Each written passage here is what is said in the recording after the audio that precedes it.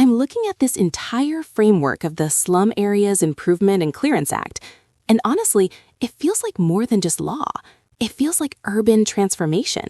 But I wanted to code it properly. Can we start from the foundation? What is the real purpose of this act? Very good. You are thinking in the right direction. This act is not only about removing slums. It is about systematically identifying, improving, clearing, and redeveloping slum areas. And most importantly, it is state-specific, so implementation differs across states. So that means as a valuer, I cannot generalize across India? Exactly. You must always align your valuation with the specific state legislation and redevelopment policies.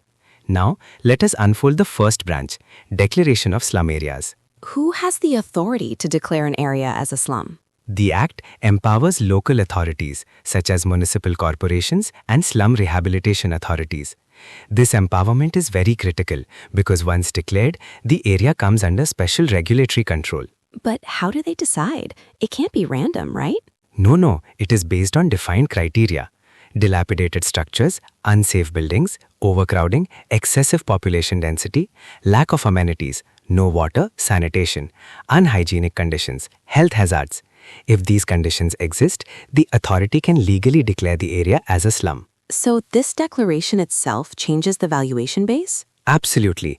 Once declared, the land is no longer treated as a normal asset. It becomes a regulated and policy-driven asset. Now this part looks more practical, how actual change happens. Smiling. Yes, and here we have 3 approaches. Let us go one by one. This is the least disruptive approach. Providing basic amenities, no displacement of residents. So improving living standards without relocation. Correct. But from valuation perspective, value enhancement is limited because land use remains the same. This means demolition? Yes, unsafe structures are demolished. But then what about the people? That is why rehabilitation must accompany clearance, otherwise it leads to legal and social issues. This is the PPP model, right? Smiling. Yes, public-private partnership. This is the most complex and widely used model. Slum dwellers get free housing, developers get development rights, developers build saleable units, profit comes through cross-subsidization. So the project finances itself? Exactly, but complexity comes from land aggregation, entitlement verification, policy approvals.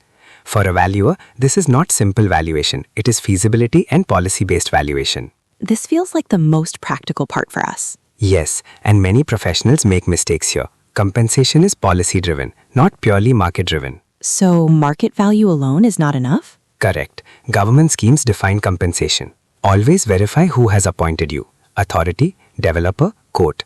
If authority is invalid, your valuation loses credibility. You must check transfer restrictions, encumbrances. These directly affect value. Also consider entry restrictions, development limitations. Ignoring these leads to incorrect valuation conclusions. Now I understand why it says highly specialized and complex, but let's break it deeper. Value depends on slum declaration, rehabilitation rights, policy entitlements. These are non-market influences. So risk is high?